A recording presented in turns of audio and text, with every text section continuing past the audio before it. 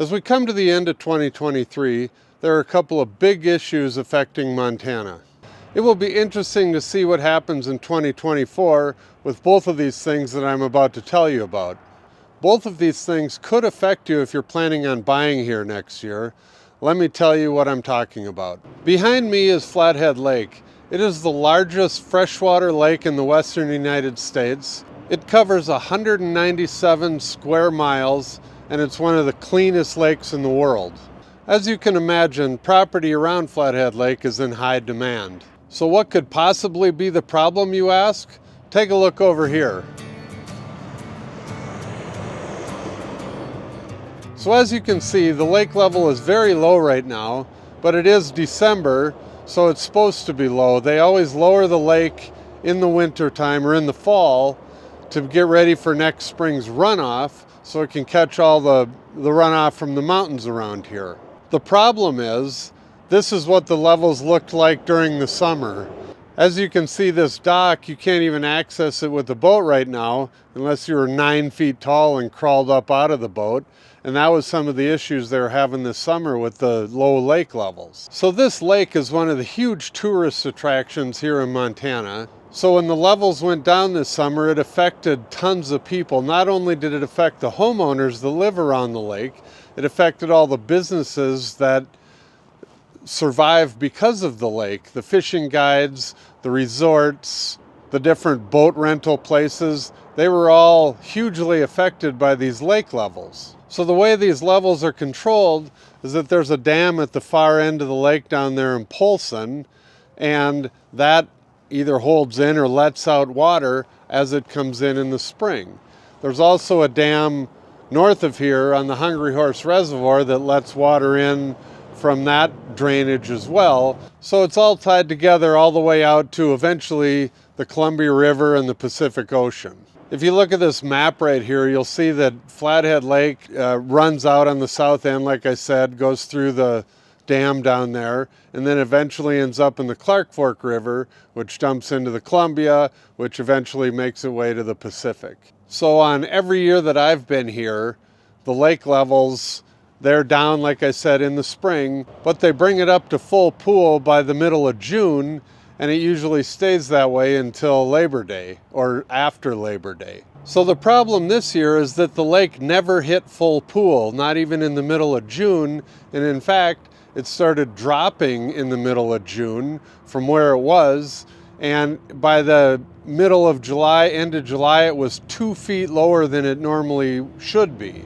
And as I said, with the lake being that low, there were plenty of homeowners that were very irritated that they couldn't use their docks, and it really affected a lot of the businesses. The fishing charters, they couldn't even get their boats to the docks, and like I said, the resorts around here, everybody was having issues, big issues with the water level. So who's to blame, you may ask? Well, there's a lot of finger pointing going on right now, but it seems as though the dam at the south end of the lake here, everybody seems to be pointing at them since they control the levers to open or shut the dam, and people are claiming that they opened it too soon and they kept it open, and they have contracts and they sell the electricity that they generate from this thing down the line, and the river, the Flathead River that flows south out of the lake, is used by all the farmers down in the Mission Valley and beyond. So there's a lot of people involved in this, and it's a gigantic cluster right now. Just take a look at all the government agencies that are involved with this water level situation, and the dams and the fish that are downstream, and the people that run the dam are saying they have to let so much out to keep the fisheries healthy downstream, the bull trout, and it's just, there's so many people involved. And the dam is owned by the tribe, the Flathead Reservation down there at the south end of the lake, so you also have that level of bureaucracy that's involved. So this is a huge deal, and if you have the same feelings of government that I do, you know that this is not going to be an easy fix or an easy process to get taken care of. Ryan Zinke has introduced a bill that's still working its way through Congress that will, it's supposed to keep the lake full from June 15th until September 15th, keep the lake at full pool. So we'll see what happens with that.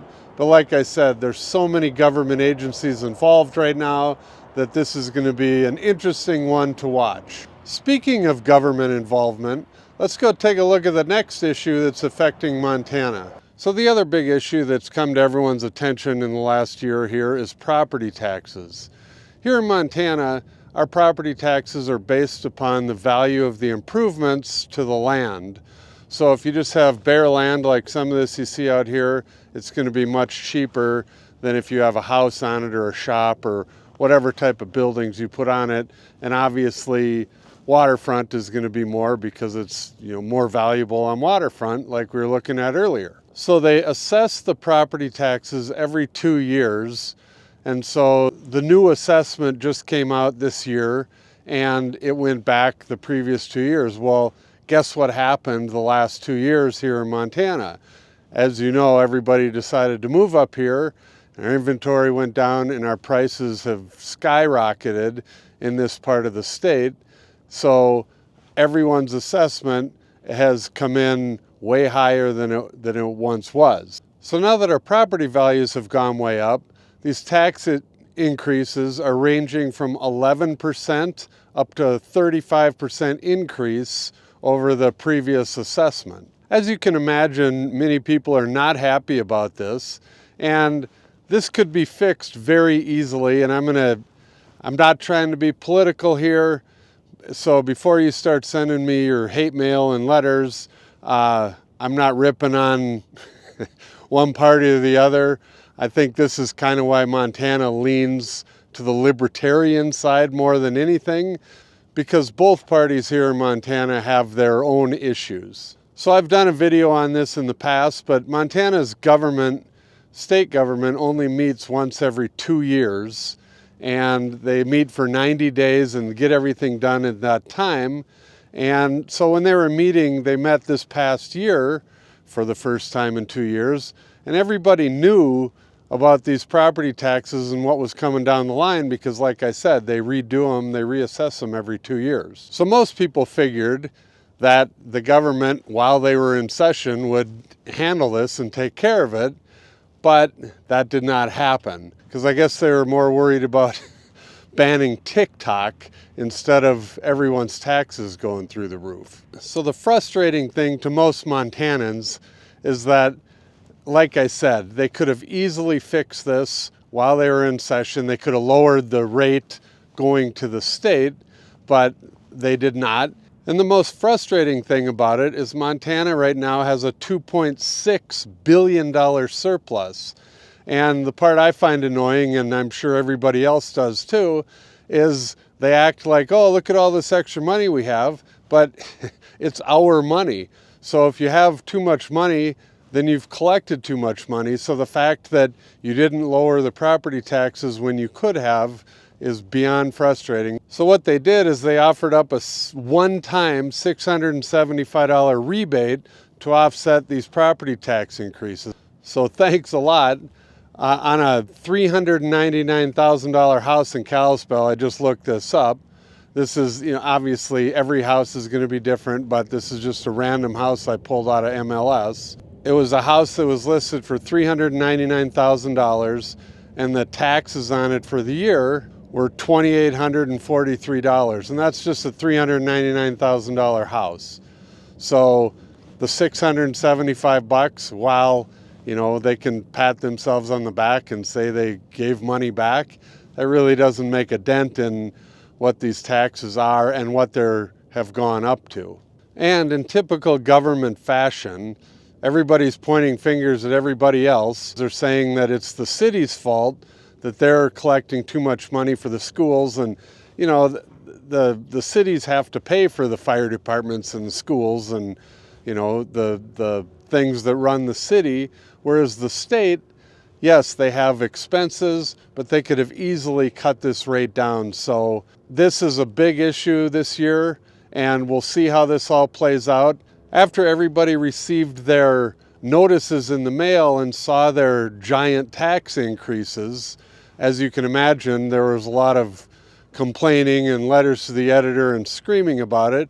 Well, then this group decides they're going to save the day and call for a special session to fix the tax thing that they could have fixed back last May when they were in session. So this will be something to watch, and hopefully they'll get this taken care of and get these rates lowered back to where they belong, because yes, we had a huge spike in people and property values in the past 2 years, but with all the extra money they have sitting around, there's no need to raise the taxes as high as they've raised them for this current assessment.